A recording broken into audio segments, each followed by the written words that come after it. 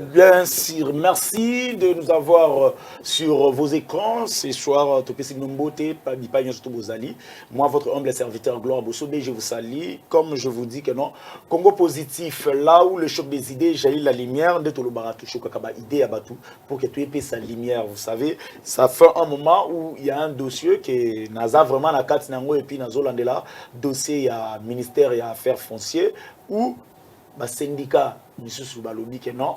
Bango na batu bazo réclamer ba droit na bango na ba agent parce que ba syndicat oyoyo selon bango bazalaki légal ba syndicat wana bazana place té bazana genre ba bazalaki na ba syndicat o baza censé ya kosunga bango pour ba réclamation na bango na makambo na bango bazo sala musala té yango bango ba récupérer makambo na maboko. Je crois que on avait reçu le CG le secrétaire général oyo tozalaki na ya, vous avez suivi comment atalisaki que non ba syndicat oyo bazali en place ils étaient ba o bazo réclamer si to comme on attend il y a grève et après j'avais reçu ba syndicat wana oyo bazo lo bakeno ba syndicat o baza légal bango ba yakate bango bazo na maboko pour que non ba sunga ba gens ba réclamer ba droit na bango. Mais aujourd'hui comme on dit souvent les chocs des idées aujourd'hui na zupe ba syndicat o bazo lo bakeno baza légal.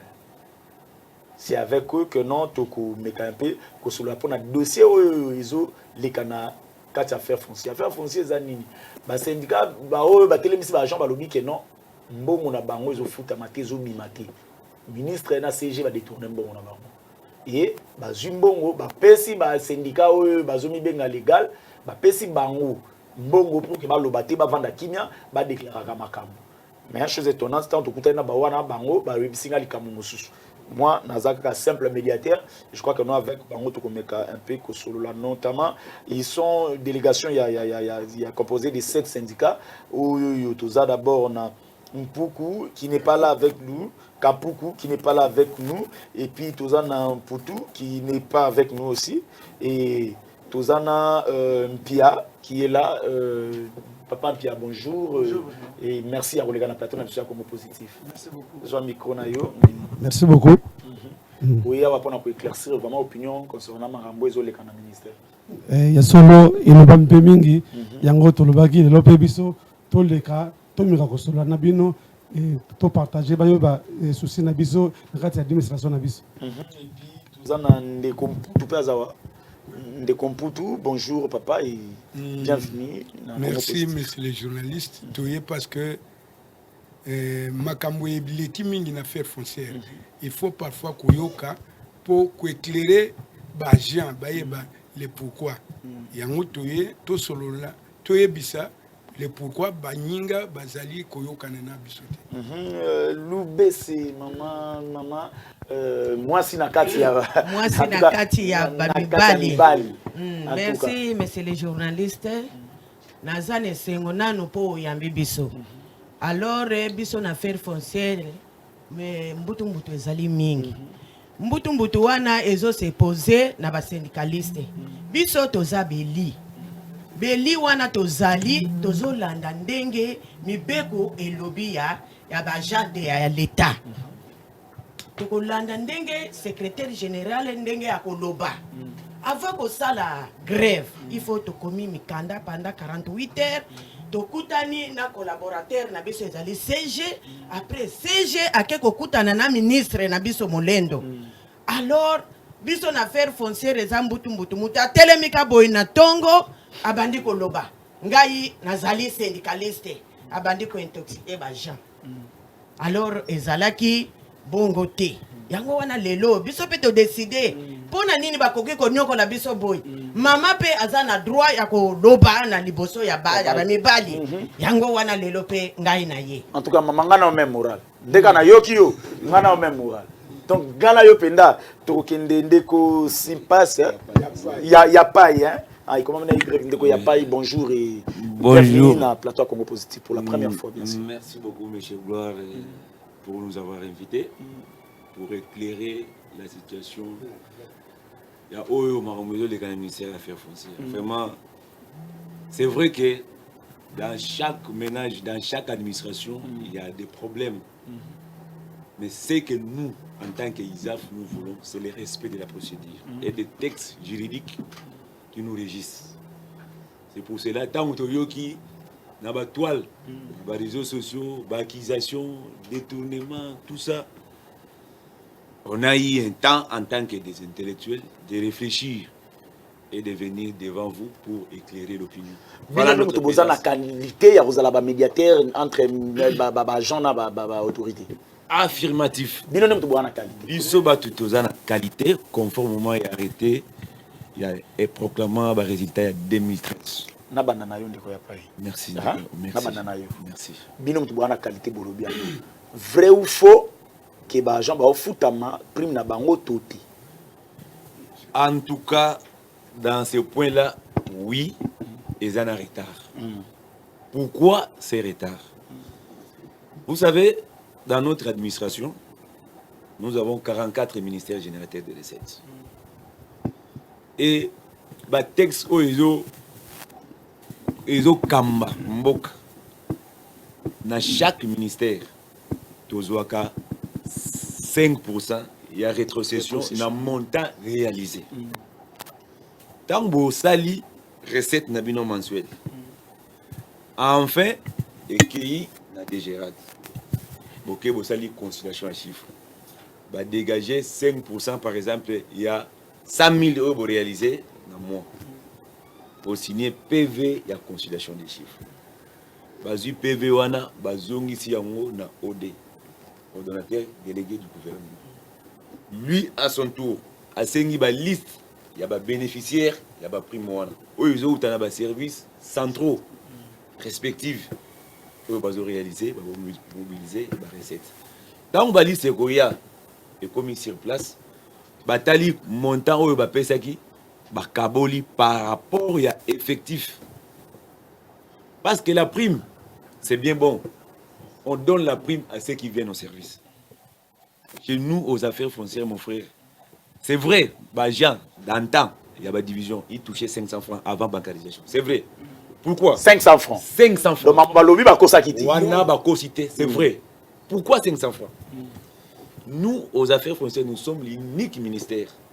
Où la ville province de Kinshasa, nous avons 26 divisions urbaines. Donc 13 dans Kadas et 13 dans titres immobiliers. Avec une pléthore de 4325 agents. Ville province de Kinshasa, 13 circonscriptions foncières, plus les secrétariats généraux. Alors, dans la politique, on a totalement pléthore élégué. À table, à 100 milliards avec les effectifs. On a 1800 nouvelles unités. En plus, quelque chose comme ça. Parce que les services généraux du personnel, beaucoup de journalistes, beaucoup de voilà, c'est ça. Pour vérifier effectif, voilà. Alors, tant que vous avez la statistique, voilà.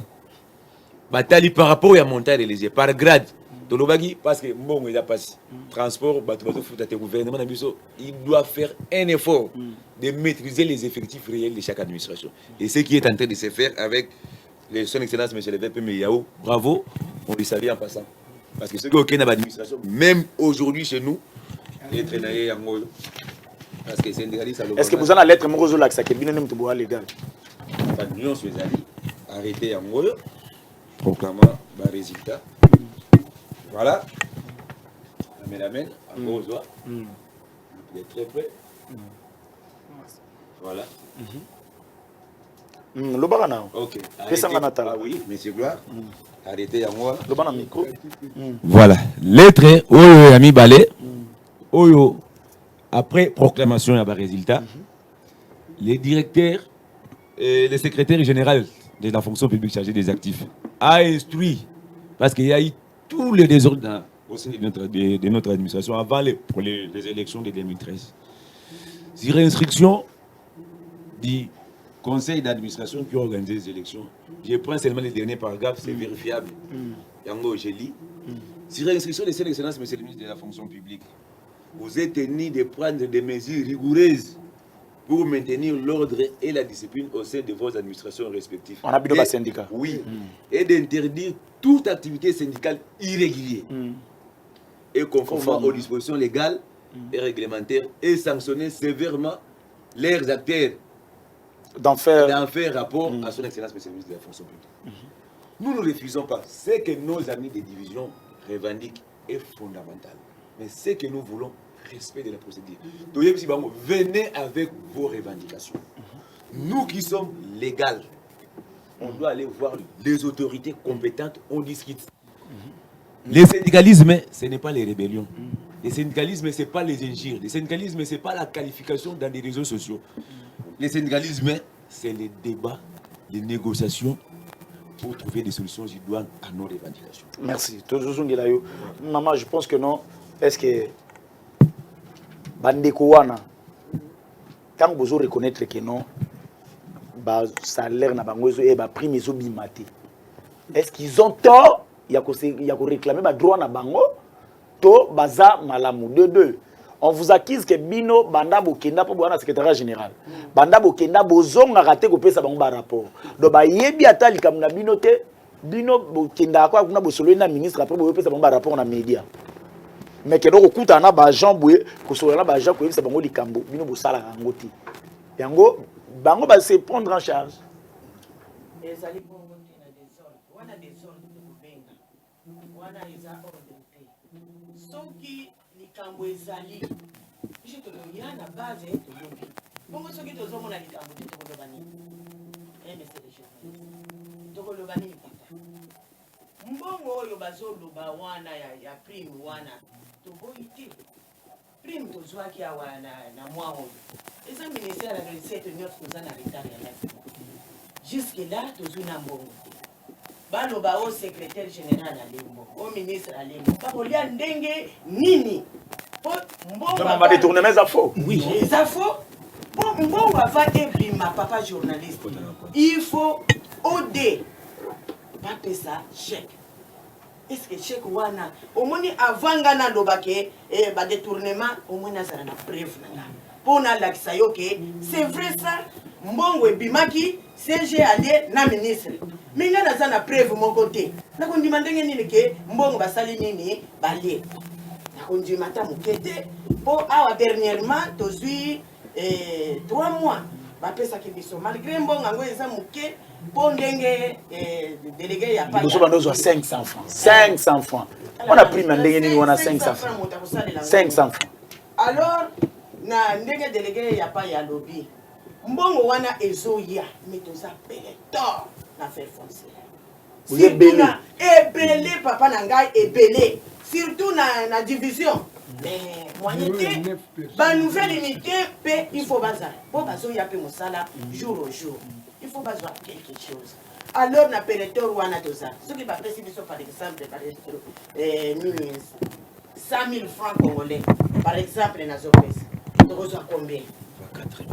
Donc, combien la ministère n'est ça 3 millions ou bien 4 millions, tu reçois combien? Tu reçois combien? Alors, quand on a nos détournement, et ça faux. Et ça faux. Et ça faux. Et ça faux. En tout cas, détournement, ça faux. Papa, je crois que non. Papa Mpoutou. Pourquoi, selon Binou, qu'est-ce qui les a poussés que Matina degré? Vous pensez qu'il y a une main noire dans ce manabango? Parce qu'apparemment, Jean Bandimeli Bango. Pendant que tu es dans bureau, tu grève, apparemment, Jean Bandimeli Rabinote. Est-ce que Bino peut avoir une autorité que non, le lobo télé, Jean que non, tous ont un salaire, tous sont un ministre, Baokibino, tout Baron, tout sont lobby, Baroyo Kaban. Merci, monsieur les journalistes. Oui, les Français, la vente la famille na point d'oreille. C'est-à-dire nous tous ça ba memelie les camboater kuta kondima. Akondima. Je dis ça pourquoi? Toya po toya kokosa to koloba ko ministre na biso to po bolembo ngone bango bazo akize bino to lembongo comment mon frère bande ko balobi a maman lobi camarade ya pa ya lobi. Mbongo na affaires foncières dans tous les ministères actuellement va changer de disposition wana. Mbongo mutu na mutu ndenge tozela mutu na mutu azana compte na ye. Chaque agent son compte. D'où mutu na mutu azana carte na ye ya banque, ya prime ya rétrocession. Ngai yango. Azana carte ya banque na ye. Oui, ozana pose mbongo wana ezana na banque. FN Bank. Au côté de un secteur moro que non yomo tout moli. compte wana ezali yanga mutu nyonso oyo aza reconnu na affaire foncière ya kozwa prime wana aza na carte oyo bamosusu baza nanu kozwa yango bazaka kozwa yango pourquoi selo bino bachangeaki bango mingi bachangeaki bino banque non biso bachange biso banque te banque oyo bafutelaka bino eza fn banque yango wana te oyo bafutelaka bino salaire non salaire tozali na 2 banques bacadre mais paraît na loi elobami ke non bakofuta bino prime nani mais selon na banque oyo il faut tozali na 2 banques bacadre à partir des chefs de bureau jusqu'au secrétaire général bafuta biso na freelance bank à partir ya attaché de bureau de première classe jusqu'au huissier bazali na Ecobank. Maintenant l'air bambongo oyo ye ya babankariser nani prime batini biso na banko donc mutu nyonso est censé ouvrir son compte na banko. Mon frère bandeko na biso po baza ba camarade ba Jean lokolo biso toza na bango mbontel biso ata to ya to to bimi to ko solo la to pesa un problème. Mais le problème c'est quoi? Aux affaires foncières, monsieur le ministre son excellence Moulin Mousakombi, il est le 56e ministre si je ne m'abuse pas aux affaires foncières. Nous toujours contre ça, il y a prime spécifique T. Le seul et l'unique. Oh, il y a joué le bisso contre ça pour toujours prime spécifique. Oh, il y a qui likambo munene na fait foncier biso nyonso tobundi na bango na biso tobundaka pour le problème le seul ministre oyo papier ezali na mi c'est Moulendo qui nous a eu les contreseins les locaux tolandi na média bandeko na biso ya affaires étrangères baza na 3 du secrétariat général nanu bazuite ni balé bazu mususu bazuite alors kolobake ba détourner ba non. En tout cas, pourquoi on dit que non, bazolo ba que non bato mususu na prime yango o ebimi ba mususu bazozwa ba mususu bazozwa te kombo ya bato ezati soki mbongo ye na banque bazo dépendre na liste ezo uta na ministère liste ezo uta na secrétariat général pour ba pesa soki bango de batali après mais kombo ekoti ba bato mususu ti lelo yo ba kende ko fungola compte bimate bazana nini te ezani. Merci monsieur le journaliste. Na sak ndako nyonso to mibeke ezanga raté. Biso na fait foncière mobeko et bana depuis 2014 que soki okokisi 14 présences té aux ala nani oko bénéficier prime té 14 présences le mois faut ça la 14 présences alors sur base de 14 présences na wana on se fait valoir que non ngai nazali bénéficier à prime et ça bisoté eza pe bango te eza ne mobeko ya musala esengeli ke motako kisa mikolo zomi na mine ipo a bénéficier prime wana soki okokisa kite et que secrétaire à direction na bino atini liste sur base ya présence na yo mabe eza ya secrétaire général il y a ministre ou biso ba syndicat donc nana bango nto ba la présence selon le mois par rapport à ma arrestation c'est bon ba otinda ba présence oyo osali nde batini na service na biso centro bango ba proposer compilation ya ba liste nyonso tout batini na OD à partir kuna ni OD ayebi agent moko te affaire foncière ayi mutu mote OD azali table na ba liste oti na ba service wana zanini biso ne to ke musala te. En tout cas situation actuelle il y a ministère affaires foncières ani grève ezaka kato ezate. En tout cas messieurs les journalistes je clame tout grève ezate. Grève ezate musale salam musale zo salama vous assure que non ba bongo ba lokoza ibele na trésor public moi ou beaucoup ça on kan ndenge wana papa preuve ezali nazo kende nazo chité na mamuki des ordres ezala ki makasi na bande ko na biso ya funa parce que il faut avoir suffisamment des informations avant de mobiliser des gens. Mais Toboïté, ce sont nos camarades, nos collègues chefs de bureau, nos collègues chefs de division, et nous sommes tous fonctionnaires des mêmes ministères. Mais ce que nous voulons, c'est le respect de la procédure. Si vous n'avez pas qualité, vaut mieux se taire. Au lieu d'aller faire des diffamations de haut niveau, sans preuve. Vraiment sans preuve. Pour preuve, T'as la réalisation parce que les syndicalistes, ils ont preuve. Voilà. Les réalisations, au salis. Nazongi n'a pas président pour tout. Les ventres enflammés n'a point d'oreille. Papa, pourquoi Toto Senga dans le gouvernement. Pourquoi 2 poids, 2 mesures? Ministère des Affaires foncières, ils sont parmi les 5 premiers ministères qui mobilisent les recettes. Dans l'Igna, le bâtiment, caméraman, Léaka, aux réalisations, et bimi, de 2000 avril 2000, les montants, tout passé, c'est combien de mille 76 milliards 497 223 francs en avril 2021 contre 3 milliards 250 millions, soit une augmentation de 325%. Donc, Bolongo na 300, beaucoup na 700. Mais pourquoi l'État congolais qui est notre patron ne peut pas nous prendre en charge? Je connais que Naboui va retrocéder combien? 5%. Prime spécifique, Yangoyo. Tu as contre Yangoyo. Toza Nangote. Papa, Tala Mbongo, Tozo Sala. Bajan Bazana raison. Tozo Boyate. Mais chaque mois, beaucoup de Sarambongo. Mais au moins, tous les badou. Bref, Yangoana. Nous sommes beaucoup de Sarambongo. Combien de mois déjà pour Foutami Banda 2021? Papa, dès 2021, ce n'est pas seulement les affaires foncières. Depuis mois de. C'est pas seulement les affaires foncières. Mais par contre,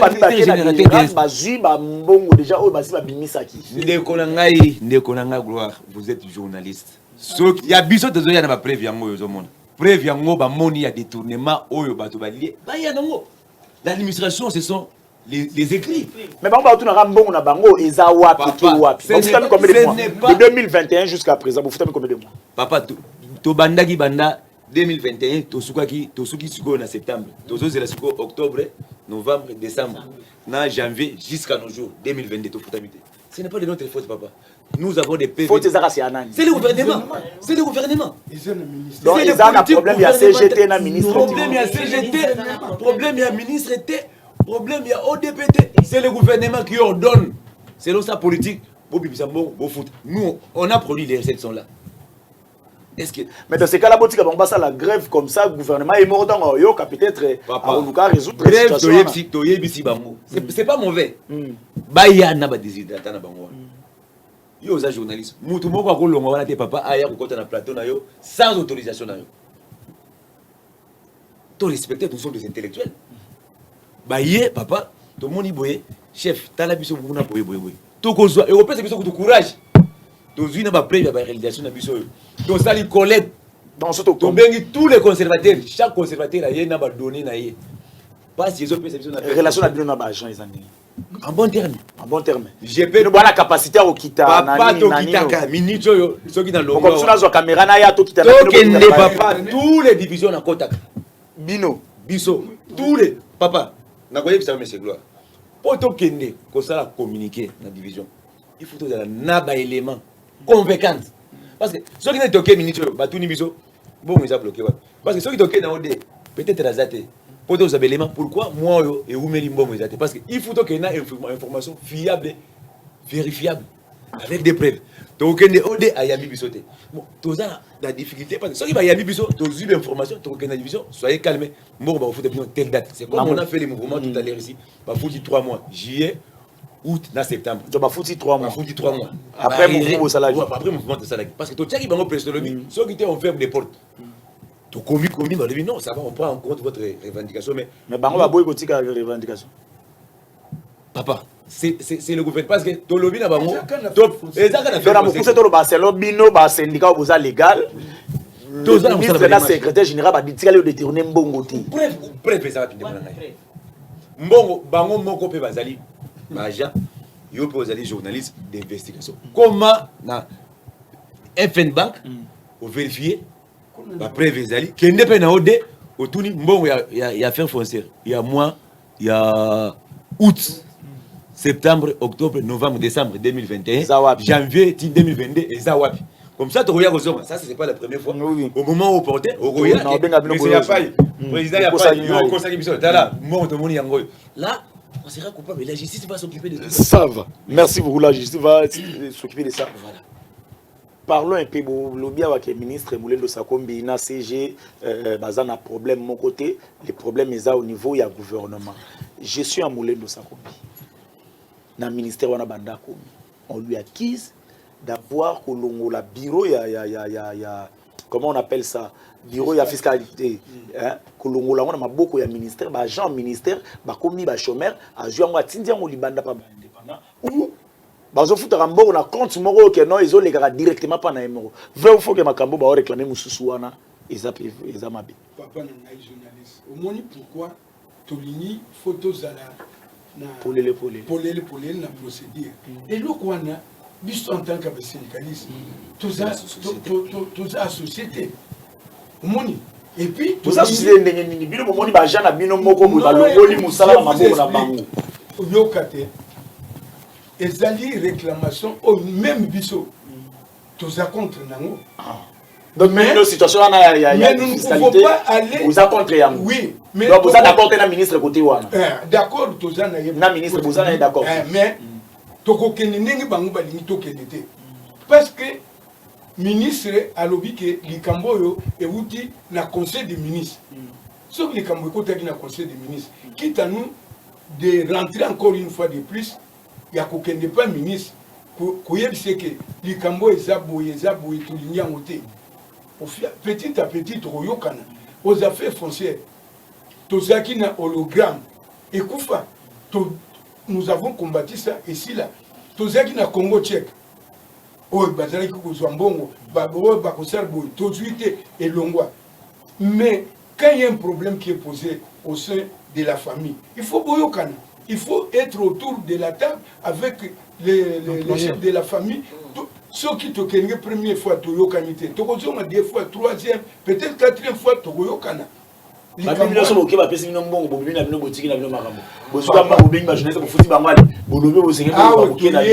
biso toye koloba makambo ya bato mosusu te bango balobi oyo ya bango biso toye korépondre na ndenge yo ozotuna mituna biso toyebi makambo ya corruption te et ministre ne nous a jamais donné l'argent ya ke o akopesi biso mbongo par rapport à quoi po biso tokende na badoliance epa na ye bango bakanisaka ke kokanga bapo des fois nous on échange avec les ministres mais poliment tokoyebise ke chef tolingi bote tolingi mais poliment pas kokende kofinga ba autorité na ba réseaux sociaux. Merci beaucoup. Kokende kofinga ba autorité na ba réseaux sociaux maman tango ba comité na point ya kokanga moko ya ba agent na bino ataki ba syndicat kosala ni biso l'air bakangi ba syndicaliste wana bango nano ba syndicaliste wana nan baza ba délégué régulier te baza irrégulier soki bakangi bango c'est-à-dire bazoyokana na bakonzi ya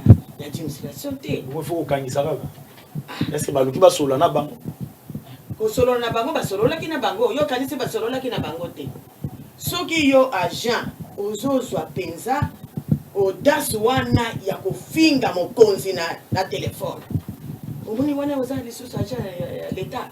Est-ce que l'État azoyebisa agent ke kofinga mokonzi ya administration ezalaka bongo te eza na banorme il faut kokende na bango malembe ndenge président alobi tukokende tokosola ata likambo wana olobi ya baexpert wana tukokende tosololi na mokonzi aza tata na biso banda bandi osolola depuis ya association ya sergio bino mpona kote wana po balinga bino baagent bafandi na banda bazaka sino na misala te mwa mbongo ekotelaka bango parce que babi yango nde cerveau monteur pena ya mbongo mais koma koleka kaka ezoleka bango kana na nani koma koleka baagent kaka tokosolola kaka tata na mwana soki mwana kemba na liboso asololi na tata ayoki biso pe toye kozonga eri tokozonga lisusu topose ye problème wana soki apesi biso suite wana nde tozwi solution na likambo wana ye pe mokonzi ministre aza moto ti en tout cas lobana tosolana mwa moke ebongo tozwa elima mpe ya bandeko mpo baninga boyoka bango comprendre souci na bango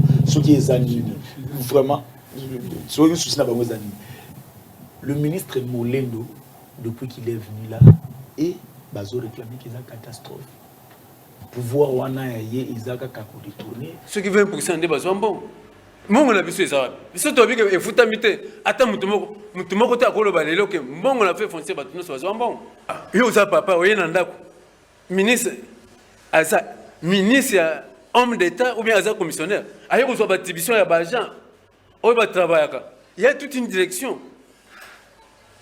ordonné une direction créée par le cadre organique, direction de cadastre fiscal. Alors, à cause de la compte privé. Pardon. C'est un non. Apparemment, voilà, maman, belé pour normalement, tout le monde va tout la réalité, ça va prime te besoin de réclamation presque belé. À l'ongoli nini, direction des attributions et à cadastre fiscal. Au moins, moteur et affaires foncières, il s'agit de cadastre fiscal. Direction, c'est une expertise pour la royer baké. Nakoyo, valeur nango vénal, et ça boy. Ma belle valeur nango vénal, et ça boy. Valeur d'expertise, et ça boy. Mais il y a le col à Ibaki, secteur, on a bien. Aïe a créé le conaï. Comment un ministre peut prendre un arrêté pour abroger une ordonnance? Le ministre Molendo Sagoum. Papa, abroger ordonnance, on a Salim Moussa. Tokomélié. Et puis, tu vas dans le temps la boïna, les ingénieurs engagés par l'État et payés par l'État, combien de chômeurs? Maintenant, mais ça, ministre, privé. Mais quand même, papa, Moussa les a été affaires foncières. Moussa les Koufi. Moussa les Koufi l'affaire foncière. Nous avons s'adresser d'abord à premier fonctionnaire, premier citoyen du pays, président de la République. Tu continues les mêmes. Ce qui a dû en voter, tu continues les mêmes. Tu continues les mêmes officiellement. Attends un mémo, on a vu ce malam. Ma camoufle tout aux besoin de la mémo. Ma camoufle d'abord, c'est le bilan que belé. J'ai été arrêté illégalement par la pression politique qui a été dirigée par notre ministre des Tutelles et même au lieu de Sakombi. Je sais bien que là où il est, il va me suivre. Nous ne sommes pas des agents irréguliers de ce ministère. Nous voulons assez que le ministère n'abuse à lire Moko et Malam, afin que la génération future soit bien orientée, bien organisée, soit bien. Traiter un gars qui n'a aucun rapport na Boutou, c'est faux, composer l'image na bango. C'est faux, mais l'OPJ, il major, c'est clair. Nous avons l'intention que comme ça, dossier à pression politique, le ministre me fait pression. Alors, c'est le ministre Molendo qui m'a fait arrêter. Nous sommes un syndicat mature. Et puis, quand on voit que bon, il y a réduction des modiques. Mais c'est les journalistes. Nous avons pas besoin de nous canal. Nous avons pas besoin de membres encore. Agent de division, ça coûte 500 francs. Pardon? Tu es un agent de division, ça coûte 500 francs. 500 francs à faire foncier. Nous avons fait ce copie. Copie en Moïse, Wapibo, Lukanan, copie en 500 francs. Et ça, nous avons fait ça, Isali. 500 francs, il y a Nini. Il y a prime. Franc congolais. Mais quelle est la machine? Agent. Il y a affaires foncières, il y a ministère affaires foncières. 500 000 francs. Mais imagine. 500 000 francs au 500 francs congolais. 500 francs. On a coupé ce copie, papa. Imagine une salami, il y a 500 000 francs pour agent Azwa. 20 000, 30 000. Il y a le biais zamodique. Ça, il se cache quelque chose là-bas. Olanda bango ba zo réclamer bango wana. Olandi bango malamu. Très bien. Mambo ba oloba.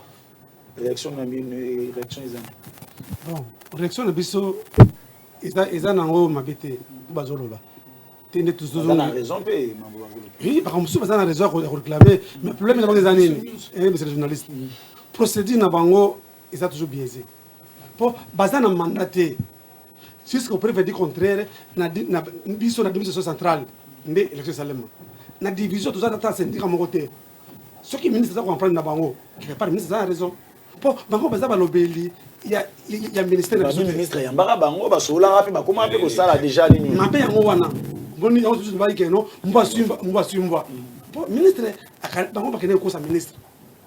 Ah bon? Oui, à cause ministre par rapport ministre so ke même na cabinet ya PPM yoza wana tuchindo kuna okoyoka makambizo etobeta makuna kati cabinet ya PPM bazolo bato de retourner mbongo o tuzwaki mbongo mais tuzaki réunion paritaire ministre biso ba syndicaliste administration foncière bato ya fonction publique na cabinet ya PPM bayaki wana mbongo wa biso ba 5000 tuzalaki plus d'une vingtaine de personnes c'est que Brendo aza milliardaire pour bato 20 30 kabula 5 000 dollars mais ils n'ont pas si ming bandeko bato sangana Est-ce que vous après à entendre les beaucoup pour beaucoup bon na bango mais ka vendre sur table tous ana bango mingi to solaka eloko biso bango ils ont comme la biso kaka vice de procédure procédure ne ba la vous après à entendre bango vendre merci monsieur le journaliste tous après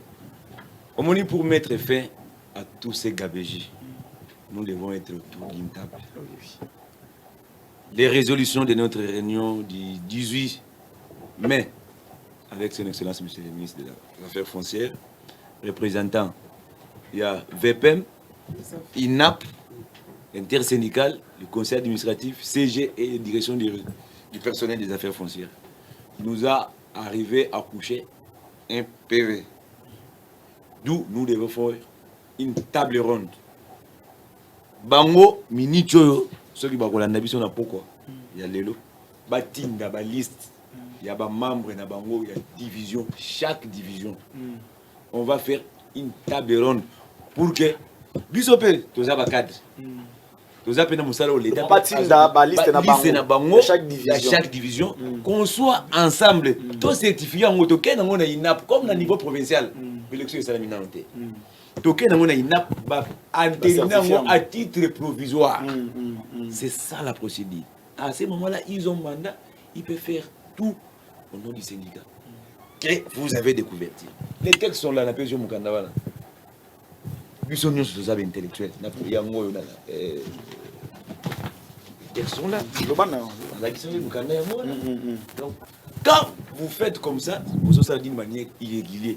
Et vous devez subir les rigueurs de la loi. Parce que troubler l'ordre public, aller fermer des bureaux de l'État. Comme au moment où Tozo Lingato Zambon, na politique gouvernementale agit. Mais il faut pas mobiliser. Comme ça, bon, côté Bénin qui prévoit là. À ce moment-là, ceux qui est total agit en tout cas, mais c'est gloire. Passage il y a biso, Toza paye Rolemba. Biloko Tozo Loba, même ceux qui priment en demi, moi aussi chef de division, na reçoit. Chef pour toi reçoit, chef Mpia reçoit, maman Bénédicte reçoit. Et ça pour l'intérêt de la biso. Inventer la famille na point de papa. Mais attends Tozo Loba, mais Moutazo Liate, Naba Mbon, Tozo Coach Sabon, aux journalistes qui est né dans chaque circonscription foncière, ça l'investigation, t'as la recette. Mais pourquoi Bazo qui peut bisoter gouvernement Mbongo Ngo Azozoa. C'est que biso ba Tozo Luka Mbongo papa. Et ça il se sauve après ça que Mboa Kangelo Misi Bozo pèse comme quoi. Avec un chef de division, Mbongo Nanga ya moi, na rola kisayo 93 000 3 mois. Je vais faire quoi? Ba kena na banque na ho, ba ça na reteni pour carte pour ba pesa yo. Moi après mango ya 93 000 carte yo pour ba pesa yo na FN bank ba zuyo 20 000 la carte. Avant aux ambono, oh, il faut carte. Ba zuyo 20 000 na yo. Pourquoi ba kende ko futa binoté na ba banque na bi? Papa, problème ezala ki yango wana. Souci na biso ezanini. Ceux qui ba Jean Bazoloba, ministre, secrétaire général, tous allez ba partenaires. Tout ce qu'on doit faire, on doit aussi nous associer. Donc côté on a ba na mbeba. Ceux qui bazo associer biso na ba décision bazo zoa. À ce moment là biso peut tozo keni na division. To sali vulgarisation net ya makambo cadastre fiscal oyo na landing de konanga ba kaka zoloba wana. Et loko ebomi parce que sensibilisation na vulgarisation ezalité. Mais en soi, ils ont bête. Parce que valeur venait à immeuble. Aux yeux Garambon, au Sali Garoufouti, mais ceux qui ont une transaction bancaire. Parce que ceux qui ont un dossier, un dossier, il y a Mouké, il y a PSIO. Mais ceux qui ont un peu d'Anzala, il y a mais le ministre Aligny, et les cas sous Nanzela, il y a bon côté. Ceux qui ont un immeuble, balongo les gars 3% et qui tient mon banque direct na banque. C'est ça, au lieu qu'il n'y a pas parce que ceux qui n'ont pas osé mon papa les lots qui même loyo, ils sont 30 000. Tant qu'on y a négocié na banque, on lui a pas faut aller à papa. On a foutu 30 millions de euros qui dit ça. Mais ministre c'est quoi Zolinga? Ah ça le meilleur pour que biso ba revendication bazo foutu recette côté belé parce que bazo biso en charge. Mais et là que zanga sensibilisation, ils allaient quitter vulgarisation. Parce que il faut tous associer à la décision à Zozoa. Biso peut toquer la base de la kisi bango, to sali émission dans la télévision, voilà tala avena moko yé boye pona valer boye pona boye. Il comprend et pas tout besoin. Mais ceux qui nous sommes pas associés, to que ça va donner ba to boke boye. Tant bazu ba décision de la quitter. Biso ba syndicat pour que ne boke ne calmer. To yébité bon ça la ki ndenge nini, comme boye, biso to yébité to calmer ndenge nini. Donc ce qui veut dire que non bino bozana bino côté morona ba agent. Voilà. Mais différence les autres différences bino za procédure. Procédure. Bangone bazoli ba kende la bino bolingi bongo te. Voilà. Donc c'est ça. Alors celle solution za que non ndenge uchi kolobana bango ba luka deux personnes à chaque division. Bakuta na bino. Voilà. Solo la boké na table ronde après et ça ce que beaucoup mbani ce groupe wana mobimba boké pas ministre pas là pour la monde. Pour harmoniser makambo nyonso. Voilà. C'est ça la procédure. C'est ça la procédure. Na bandi na yo maman pour tout chiter déjà. Na bandi na yo maman ba agent so ba Orlando na minute place bazali. Na population dit que confusion za na kati ya ministre azo kamba mabe boy na boy solo ba information ngi ba pesa ki web sa bango ni ba agent o bazana kanda sku bazana nda ba Orlando. Ba agent o nyonso bazo landa mama Bernadette boyo kanga. Na lobi boye. Ministre aza tata na biso tokomona ye. Kanda wana nosto zanango soki tokutani na ministre na secrétaire général tokoyeba kozwa solution likambo nyonso ata ezali papa na mama babundaka mais bazwaka kaka solution biso pe ndenge tobundaki tozolela pona ba prime pona ba nini mukolo wana tozalaki na ministre na réunion ministre alobi ye azo sala makasi pona biso ezala secrétaire général mais ezali l'air mosusu pe ba mbongo ezokota na kesa l'état. Mais namoni papa ya pa ya yena preuve wana donc tous un espoir que les choses vont vraiment makambo ekotambola malamu total ye ministre na secrétaire général denge bako tambosa biso. En tout cas papa ce qui le bano asuka le bano asuka ngoyo ba jana biso comme biso pe ba jana ko la bango bazala ba mela ma pio. David qui vraiment c'est banara et ben les alipes sous les ali alors tobuni mingi to sofri mingi siko to komina ta gloire po ba mikanda to komina déjà la kana mikanda to komina en possession sikoyo et la critique to lingi to atterrir na dossier to boy to sala atterrissage mo forcé et bango bazali ba congéla biso zali ba agent donc le ministre Molelo Sakombi et le CG Gérard Mugango ba tous de là ne to lobby que le coup avec l'excès salama qui n'a pas division chaque circonscription foncière n'a pas foncière de la biso délégation à deux personnes bah y a déposer bah comme et pas secrétariat il y a ISAF c'est que intersyndical et sectoriel il y a fait foncière alors biso to quoi manger liste wana de to cela qui na ministre na CG to ko ça table ronde na bango bah autres en ont comme problème cahier de charge oyo inap en tant qu'administration centrale nationale a préparé pour la biso tout et le monde a bango to kovana na ministre na biso na CG to silisa makambo na les lens tale c'est la famille to zonga na kimia il est to se tirailler au boye et comme na biso na ndeko libano asuka papa bon liloba ya suka ezandelo po to kozonga aliso to kozonga po ezanda kuna biso liloba ya suka ezandengni. C'est comme nalobaki awa likambo nyonso ezaka na ebandina na suka ba collègue na biso ba camarade ya CCT baza ba agent fait foncier mais bayeba ke avant ya kozala syndicaliste on est agent de l'administration tozali na ba étape et si ka yo yayi pouvoir na ngai ebandi suki batika bakitisa mitema na bango biso tokozala contente ya ke banyinga baza suspendi nous sommes en train de plaider ya bango ba yebite mais biso na ISAF tozali chaque jour en contact na ba autorité de façon que ba we ba pesa ki ba réponse to senga mesure de clémence et pas autorité ba reprendre musala. En tout cas, merci beaucoup, papa. Lilo Bano Yasuka pour te clôturer l'émission. Merci beaucoup, Papa Gloire. Dans ce Navajan, nous sommes le ministère des Affaires foncières, niveau national et provincial, d'être calme et d'être aussi vigilant. Parce que Magambal Kouta, il est qui? Quand vous entendez des informations, vous avez preuve, il y a Gribaremi qui est en Goyo.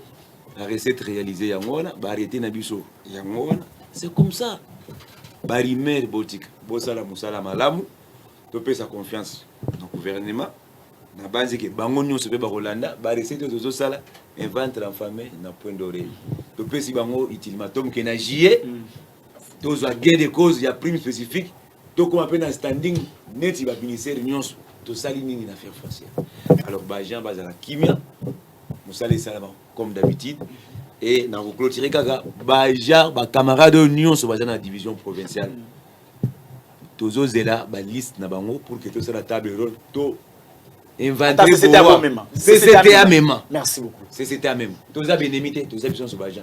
Merci. C'était là le syndicat il a fait un foncier où il y a qui pour éclaircir l'opinion, mais cette affaire c'est une affaire à suivre. Au revoir.